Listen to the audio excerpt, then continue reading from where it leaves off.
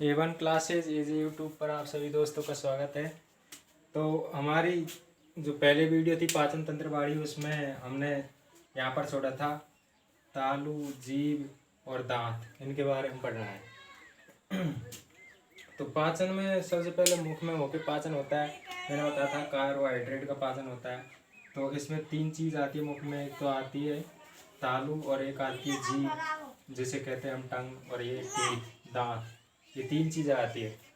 तो तालु है, तो तालु के बारे में, तालु दो प्रकार के होते हैं। दो प्रकार के होते हैं। कितने प्रकार के होते हैं? दो। अग्र तालु होता है वो तो होता है कोमल। अग्र तालु क्या होता है? कोमल होता है। और जो पश्चिम तालु होता है वो होता है कठोर। कठोर कैसे होता है? कठोर। तो तालु का तो इतना ही रोल है इसमें कि अग्र तालु जो तो होता है कोमल और दूसरा तालु होता है जो कठोर।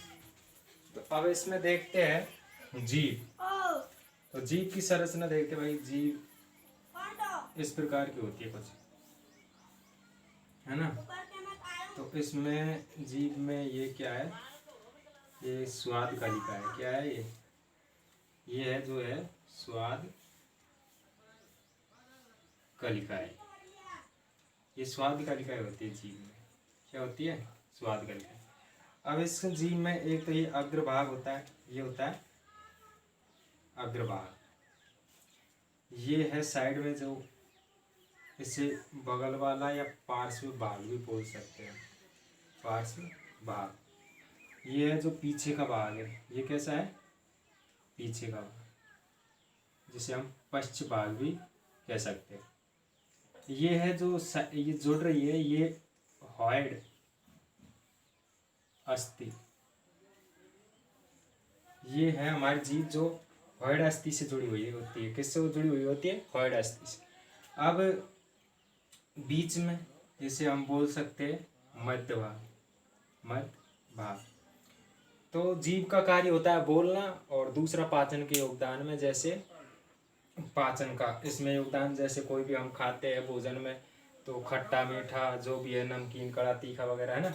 तो उसका एक तो ये स्वाद का अनुभव कराती। क्या कराती जी? स्वाद का। दूसरा काम है जो इसका बोलने का है। तो बोलने से कोई पाचन तो होगा नहीं। तो स्वाद में देखते हैं कि अग्रभाग है ये जीभ का, ये जो करता है, ये किसका स्वाद करवाता है हमें? ये करवाता है हमें मीठेपन का। इसका मीठेपन। जैसे भाई कोई रसगुल्ला, कोई मीठी चीज़ खाए हुए हम, तो उसका स्वाद कौन करवाएगा? अग्रभाग, जीभ का अग्रभाग। अब देखते हैं ये बगल वाला भाग है। ये इस दोनों साइड की तरफ ले लो, ये बगल वाला पार्श्व भाग जिसे बोलते हैं हम। तो ये अग्रभाग जो होता है वो तो हमारा मीठे का स्वाद करवाता है। किसका स्वाद करवाता है? मीठेपन का। लेकिन ये पार्श्व वाला, बगल वाला, ये करवाएगा हमें खट्टा। खट्टा और तीखा। खट्टा और तीखा। तो खट्टी कोई चीज़ हम खाते हैं, आंवला, नींबू, संतरा वगैरह, तो उसका अनुभव हमें कराएगा जीभ का पार्श्व वाला भाग जो बगल में है। वो हमें जीभ का पार्श्व वाला भाग किसका अनुभव कराएगा? खट्टा और तीखे का। अब पार्श्व वाला हो गया। अब मध्य वाला देखते हैं। तो मध्य वाला जो भाग है ये हमें करवाएगा भाई नमकीन। नमकीनी का, है ना, सॉरी गलत, नमकीनी का भाग कर, नमकीनी। जैसे हम कोई नमकीनी चटपटी चीज़ खाते हैं ना, तो उससे का ये स्वाद करवाएगा हम जो जीभ का मध्य भाग होता है बीच में वो। अब बात आती है पश्चिम भाग की, पीछे पीछे वाले भाग की। तो पीछे पीछे वाला भाग हमें कड़वे का करवाएगा। किसका करवाएगा? कड़वे। कोई भी कड़ी चीज़ होगी उसका हमें अनुभव कौन कराएगा? जीभ का पश्चिम भाग। तो जीभ की तो यही बात है इसमें। अब देखते हैं हम दांत। दांत क्या है भाई? तो मानव शरीर में, मानव में कुल कितने प्रकार के दांत पाए जाते हैं? 4 प्रकार के। 4 प्रकार के दांत पाए जाते हैं। कितने प्रकार के पाए जाते हैं भाई? 4 प्रकार के। तो 4 प्रकार के कौन कौन से दांत वो देख लेते हैं हम कि पहले पे तो है कृतक, दूसरा है रदनक, और तीसरा है अग्र चवर्णक, अग्र चवर्णक। और चौथा यहाँ लिख लेता हूँ, वही ऊपर है ना, तो चौथा है चवर्णक। तो ये हमारे 4 प्रकार के दांत पाए जाते हैं। एक तो है कृतक, जिसे हम इंसीजर बोलते हैं। क्या बोलते हैं इंग्लिश में? इंसीजर। इंसीजर और केनाइन, ये रत्नक है, इसको हम केनाइन बोल सकते हैं। अग्र चवर्ण को हम बोल सकते हैं प्री मोलर। क्या बोल सकते हैं? Pre molar. और इसको चवर्ण को हम बोल सकते हैं मोलर। ये 4 प्रकार के दांत पाए जाते हैं मनुष्य में, 4 टाइप के। अब देखते भाई, तो ये दांत है ना, ये पहले किसके बने होते हैं? ये बने होते हैं एक तो कैल्शियम,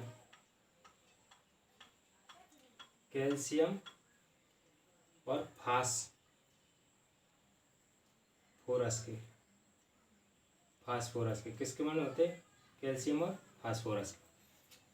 ये दांत कैल्शियम और फास्फोरस के बने होते हैं। अब इस दांतों में जो एक परत पाई जाती है जिसे हम कहते हैं एनेमल। क्या कहते हैं? एनेमल। ये हमारे शरीर का सबसे कठोर तत्व माना जाता है, कठोर तत्व। तो हमारे शरीर का सबसे तत्व जो दांत पे होता है एनेमल, उसे हम शरीर का सबसे कठोर तत्व मानते हैं। 4 प्रकार के दांत होते हैं। अब देखते भाई कि मनुष्य में वयस्क मनुष्य में कुल दांत कितने पाए जाते हैं? 32। और बच्चे में पाए जाते हैं 20, है ना। ये वयस्क में 32 और बच्चे में 20। अब देखते हैं हम भाई वयस्क में दांतों की संख्या जो होती है। अब इसका वयस्क का सूत्र है 21, 23 बटे 21, 23। ये दांत सूत्र भाई, दांतों का सूत्र वयस्क का, है ना। तो ये कैसे है कि ये इस टाइप से है कि जो कृतक होते हैं, ये होते हैं, ये कृतक होते हैं, ये रत्नक होते हैं, और ये प्रीमोलर होते हैं जो बोलते हैं हम अग्र चवर्ण, ये अग्र चवर्ण, और ये चवर्णक होते हैं ना। तो ये इस प्रकार से डिवाइडेड की है कि कृतकों की संख्या कितनी होती है? 2। अब इनको इससे कैसे गुणा करेंगे? तो 2 को 2 से गुणा करें 4, 2 एकम 2 और 4 और 6। तो इस प्रकार से हम इनको गुणा करते हैं, और फिर इनको ऐसे भाग नहीं देना हमें, ये गुणा कर दिए, टोटल जोड़ते हैं 6 4 10, 2 12 और 4 कितने हो गए? 8 और 6 14 और 2 16, और 16 नीचे हो जाएंगे इसी प्रकार, 2 4 6 16 और 16, ये टोटल कितने हो जाएंगे फिर? 32। कितने हो जाएंगे? 32। तो ये 32 दांत हो जाएंगे किसके? वयस्क। इसी प्रकार हम देखते हैं बच्चे का, तो बच्चे में हो जाएंगे 21 02 बटे इंटू 2, है ना। तो इसमें भी 4 2, इसमें 0 0 करेंगे, 0 बचेगी 4 4 4 8 2 10 10 और 10, ये हो जाएंगे बराबर 20। तो ये है बच्चों के दांतों की संख्या। अब ये जो 20 ये है बच्चों, ये ने हम ये जीवन में एक बार आते हैं, जीवन में एक बार आते हैं, तो इन्हें हम स्थायी दांत भी कह सकते हैं, स्थायी दांतों की संख्या। तो स्थायी दांतों की संख्या कितनी होती है? 20। अब होते हैं दूध के दांत। नहीं, ये स्थायी दांत नहीं है, अस्थायी दांत है ना, ये अस्थायी दांत है, जिन्हें हम दूध के दांत कह सकते हैं, अस्थायी दांत। स्थायी दांतों की संख्या कितनी होती है? 12। ये स्थायी दांत है, स्थायी दांतों की संख्या होती है 12।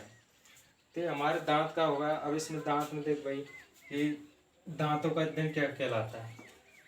तो दांतों का अध्ययन कहलाता है ओडेंटोलॉजी।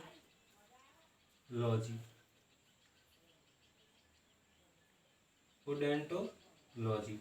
तो दांतों का अध्ययन क्या कहलाएगा? ओडोंटोलॉजी। तो यदि वीडियो आपको समझ में आई हो तो वीडियो को लाइक एवं शेयर कमेंट वगैरह कर देना। वीडियो देखने के लिए धन्यवाद। मिलते हैं नेक्स्ट वीडियो के साथ, तब तक के लिए।